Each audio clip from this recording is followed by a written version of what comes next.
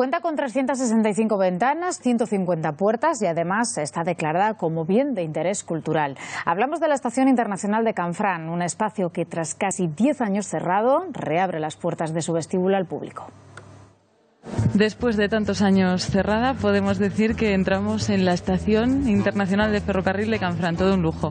Sí, así es. Después de 9 años sin poderla visitar, como está, ¿no? Y como se quedó después de la obra, es una obra inacabada, pues veíamos casco. Por lo menos se va a poder visitar y conocer la historia y sentir la estación desde dentro. Solo ver las escaleras de mármol y la barandilla nos hace una idea de lo que fue esta estación y dónde nos encontramos ahora.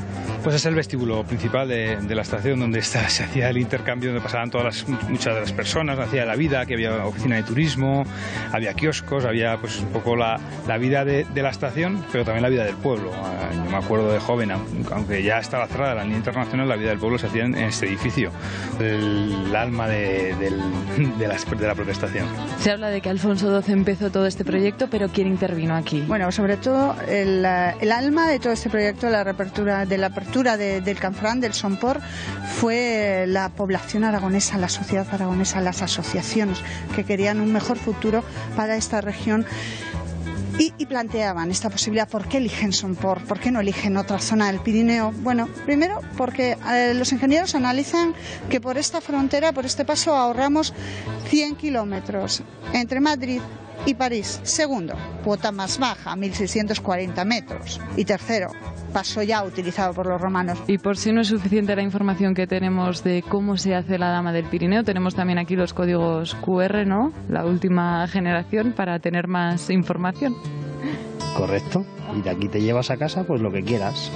Por ejemplo, pues además que como vas un poco rápido, pues hay veces que lo guardas y en casa lo ves tranquilamente. Venimos de Extremadura y hace 4 años que venimos todos los veranos. Y la verdad que no conocíamos la historia de Canfranc, conocemos un poco la zona, pero nos hemos encontrado de que hoy se hacía la primera visita guiada, con lo cual pues encantados, porque la verdad que es una obra que merece la pena, que la gente lo vea y que también se sepa la historia que ha habido aquí, que es mucha. Para complementar la visita también un audiovisual que ¿qué explica, Elisa? Bueno, pues se centra sobre todo en la Segunda Guerra Mundial, en los espías, en el oro nazi. Bueno, nos cuenta un poquito esa etapa de la estación que es muy poco conocida. Bueno, sobre todo Ramón J. Campo lleva muchísimos años haciendo una labor de investigación muy importante y es uno de los grandes impulsores, ¿no?, de esa recuperación histórica de Canfranc, ¿no?, de la historia de la estación de Canfranc. He oído que por aquí pasaron más de 86 toneladas de oro. ¿Se quedó algo por aquí o no? No lo sé. Tenemos un mapa del tesoro y todavía no lo hemos localizado, pero me parece que se lo llevaron todo, ¿eh? No sabemos muy bien a dónde, si a Brasil, a Portugal o se quedó en Madrid, pero lo buscaremos por si acaso. Una historia no menos interesante, ¿no?, la de la estación de Canfranc. Sí, curioso, sí. ¿Qué le parece?